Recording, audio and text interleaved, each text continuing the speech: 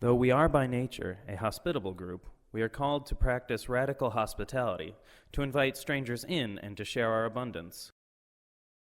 4 congregations have found ways to feed those in need through soup kitchens, food pantries, and even community gardens located right on church grounds.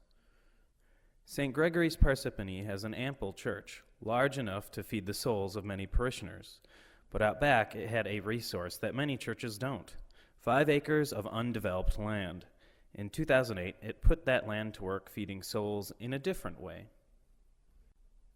Under the guidance of Executive Committee member Gene Stevens, the parish cleared the land of thorny bushes and rocks, leveled the ground, and set up a deer fence and rain barrels.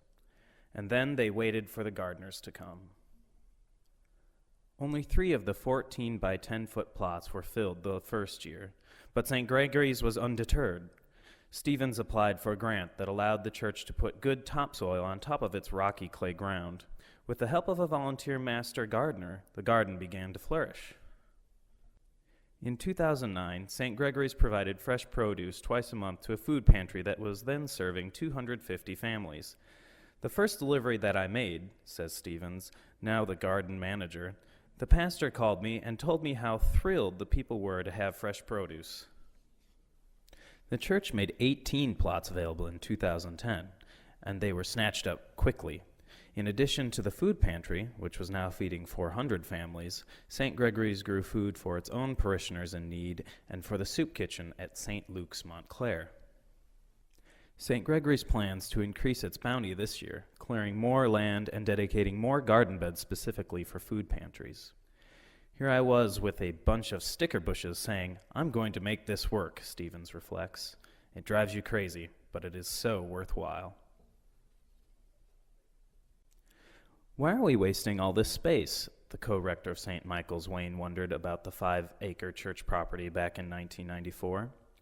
We could be doing something productive for our neighbors and our community. And so began the saga of a community garden that has served both the parish and the Wayne residents who live in its nearby apartments and condominiums. For St. Michael's, the garden has always been about outreach, about making it possible for its neighbors to feed themselves. It has never charged gardeners for the plots or water.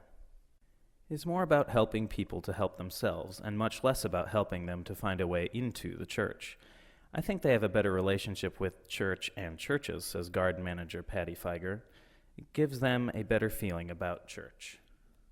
The garden at St. Michael's, Wayne, is about learning, too.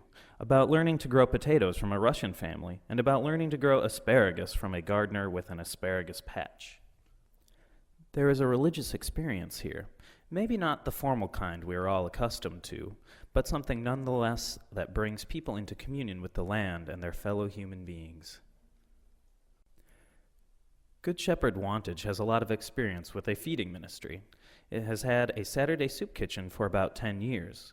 7 years ago, it added a food pantry service, but it felt something more needed to be done. Blessed with 5.5 acres of property, the church took 1 acre and turned it into a community garden. It received a grant from the diocese that helped it enclose the space with deer-proof fencing, and it offered 12 10 by 20-foot plots to the public. We wanted to invite the world into our space, says Deacon Liz Ostuni. Only one of the new gardeners was from the parish. The rest included a woman who works for a local newspaper, a lawyer, a grandmother and her grandson, a young woman and her boyfriend. There was also a woman who had never gardened before, but wanted to grow pesticide-free food because her husband had cancer.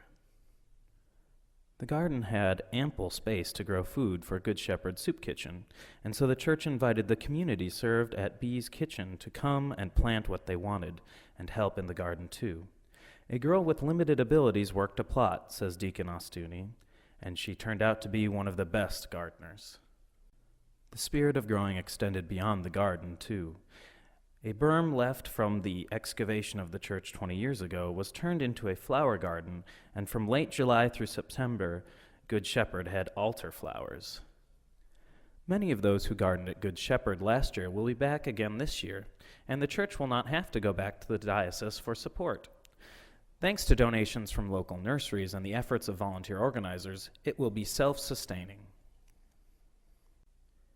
Inside its humble walls, Holy Trinity operates both a food pantry and a soup kitchen. The pantry, which began in 2002 by serving 5 families, now feeds 250. It is not unusual to find 100 guests at its Saturday soup kitchen lunches. It is a food ministry of considerable size, and it depends on both the constant efforts of volunteers, Holy Trinity, and neighboring community service and faith groups, and the generosity of many organizations. To stock the pantry, Holy Trinity participates with Catholic Charities in the Essex County Walk to End Hunger and the Community Food Bank of New Jersey. West Orange individuals, schools, service organizations, and businesses have been generous donors of cash and food. The pantry is only half of Holy Trinity's food mission.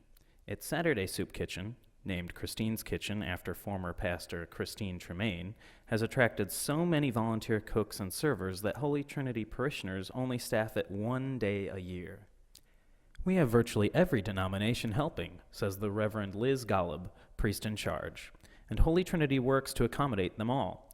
Because volunteers from a local temple can't cook on the Sabbath, they handle holiday meals like Christmas and a Memorial Day barbecue. Loaves and fishes, that is the underlying base for the food pantry and the soup kitchen, says Reverend Golub. When we are down to our last can of soup, somebody drops off a bag of groceries or a donation that allows us to restock.